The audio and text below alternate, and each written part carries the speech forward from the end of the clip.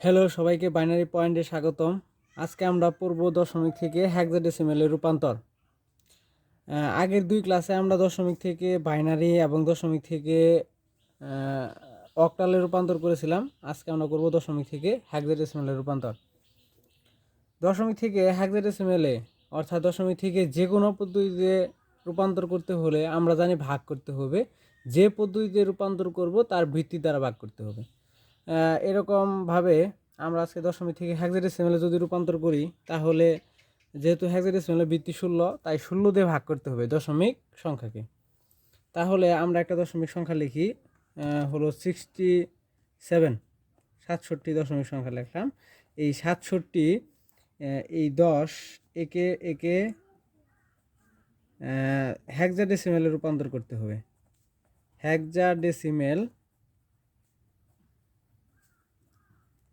হেক্সাডেসিমেলে রূপান্তর। হেক্সাডেসিমেলে কীভাবে রূপান্তর করতে হবে, অর্থাৎ 67 একে আমরা জানি ভাগ করতে হবে। আমরা এর আগের ক্লাসে একটা রুলসে দেখছিলাম, আজকে আমরা আরেকটা রুলসে দেখব দশমিক থেকে হেক্সাডেসিমেলে কীভাবে রূপান্তর করা যায়। এভাবে ভাগ করব। 67 ভাগ করতে হবে কত দ্বারা? 16 দ্বারা। 16 দ্বারা যদি 67 ভাগ করি, যে 16 দ্বারা 67 ভাগ করলাম, আমরা জানি 67কে যদি 16 দ্বারা ভাগ করি, 4 16 64, হাতে থাকে ভাগশেষ থাকে হলো 3। সো এটা বলতে পারি যে কত দ্বারা হয়, 4 দিয়ে ভাগফলটা আমরা এই জায়গায় লিখব, এবং ভাগশেষ কত থাকে? ভাগশেষ থাকে 3, এই জায়গায় লিখব। এই 4কে আবার ভাগ করতে হবে কত দিয়ে? 16 দিয়ে। 4কে কি 16 দিয়ে ভাগ যায়? ভাগ যায় না। যদি 4কে 16 দিয়ে ভাগ না যায়, তাহলে এই জায়গায় লিখব ভাগফল 0। যেহেতু 4কে 16 দিয়ে যদি আমি ভাগ করি, তাহলে 0 0, ভাগশেষ থাকে 4। তাহলে 4কে 16 দ্বারা ভাগ করলে ভাগফল হয় 0, এবং ভাগশেষ কত থাকে? এবং ভাগশেষ থাকে হলো 4। এই ভাগশেষটা এই জায়গায় লিখে দিব। আচ্ছা, এভাবে তাহলে আমাদের ভাগশেষগুলোকে লিখতে হবে। ভাগশেষগুলোকে আমরা জানি নিচ থেকে উপরের দিকে লিখতে হয়। ভাগশেষগুলোকে নিচ থেকে উপরের দিকে লিখতে হবে। নিচের সংখ্যা হলো 4, উপরের সংখ্যা হলো 3। সো আমরা যদি সাজায় লিখি, তাহলে হবে 4 3 16। সুতরাং এভাবে বলতে পারি যে 16 10 এর বাইনারি মান কত হবে? 4 3 16। 67 বা 67 10 এর হেক্সাডেসিমাল মান হবে 43 16। এভাবে আমরা বলতে পারি।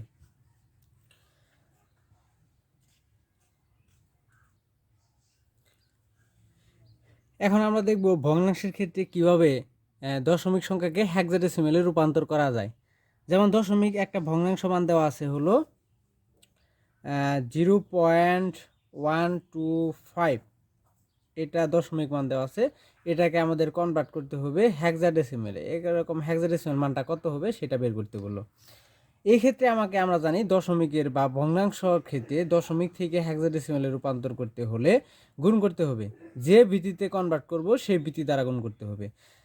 তাহলে 0.125 এটাকে কি করতে হবে? গুণ করতে হবে গুণ 16, কারণ আমি হেক্সাডেসিমেলে রূপান্তর করতেছি। হেক্সাডেসিমেলে ভিত্তি দ্বারা গুণ করতে হবে।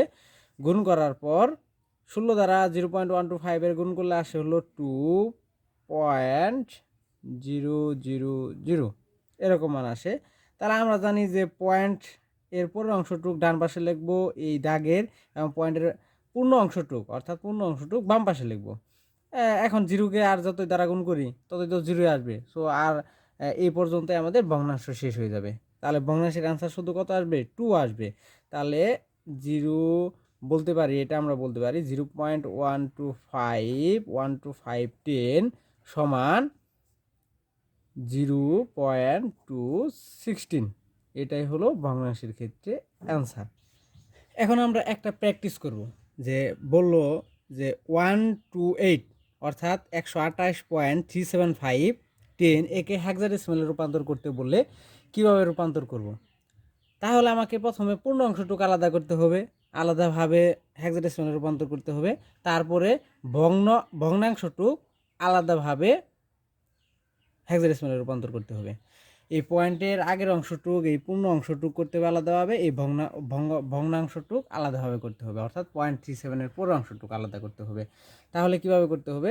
ফার্স্টলি 128-এর আমরা জানি যেহেতু পূর্ণ অংশের ক্ষেত্রে ভাগ করতে হবে হেক্সাডেসিমাল দিয়ে, তাহলে 128 128কে ফার্স্টলি কত দ্বারা ভাগ করতে হবে? 16 দ্বারা ভাগ করতে হবে, এটা আমরা জানি। 16 দ্বারা ভাগ করলে ভাগফল আসে হলো 8 এবং কোনো ভাগশেষ থাকে না, ভাগশেষ হয়ে যায় 0।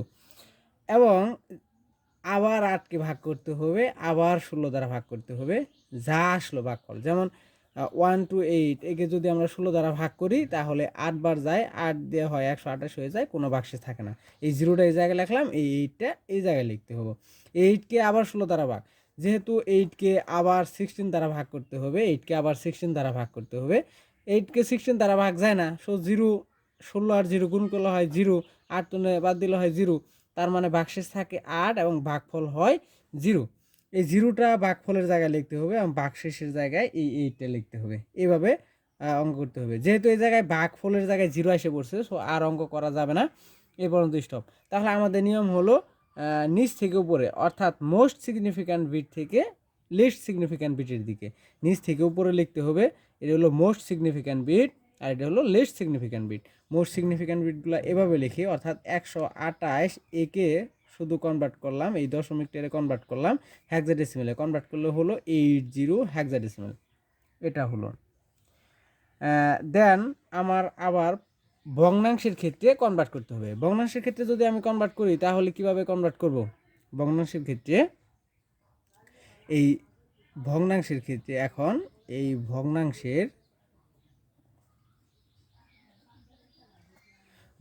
ক্ষেত্রে আছে হলো 0.375, একে কনভার্ট করতে হবে। আমরা জানি কোনো ভগ্নাংশ এইটুককে আলাদাভাবে আমাকে কনভার্ট করতে হবে হলো হেক্সাডেসিমেলে কনভার্ট করতে হবে। আমরা জানি 0.375 কোনো ভগ্নাংশ সংখ্যাকে যদি হেক্সাডেসিমেলে কনভার্ট করতে হয় তাহলে 16 দ্বারা গুণ করতে হবে। এখন তাহলে 16 দ্বারা গুণ করলে এটা আসে একসাথে 16 × 0.37, ক্যালকুলেটার ব্যবহার করলে আসে একবারে 16.000, আর কোনো আসে না, সরি 6.000 এরকম আসে গুণ করলে 6.000। তাহলে এখন যেহেতু 00 এসে পড়ছে তার পাশে, আর 16 দ্বারা যতই গুণ করি তাহলে 0 হবো, তাহলে অ্যান্সার কি একটাই আসলো। সুতরাং আমরা এটা বলতে পারি যে 0.375 এই 10-এর অ্যান্সার আসছে হলো, এটা সমান বলতে পারে হলো 0.6 হেক্সাডেসিমেল। তাহলে একসাথে সম্পূর্ণ অংশটুকুর অ্যান্সার কত আসবে? সম্পূর্ণ অংশটুকু বলতে 128.375 10, এটার হেক্সাডেসিমেল আসবে, এর হেক্সাডেসিমেল মান আসবে, হেক্সাডেসিমেল অ্যান্সার আসবে প্রথমে 128-এর হেক্সাডেসিমেল বের করছি আমরা পূর্বে 80, অর্থাৎ 80 দিলাম, তারপরে হলো 0.375 আমরা হেক্সাডেসিমেল বের করলাম হলো 0.6, 0.6 বসাই দিলাম, তাহলে 80.6টা আমার হেক্সাডেসিমেলে কনভার্ট হয়ে গেছে। সুতরাং 128.375 10-এর হেক্সাডেসিমেল মান হলো 180.6, এটাই হলো অ্যান্সার। এভাবে আমাদের যে কোনো দশমিক সংখ্যাকে হেক্সাডেসিমেলে রূপান্তর করতে হবে। আশা করি সবাই বুঝতে পারছেন, এবং আজকের ভিডিও এই পর্যন্তই। সবাই ভালো থাকবেন এবং আমাদের চ্যানেলকে সাবস্ক্রাইব করবেন। ধন্যবাদ।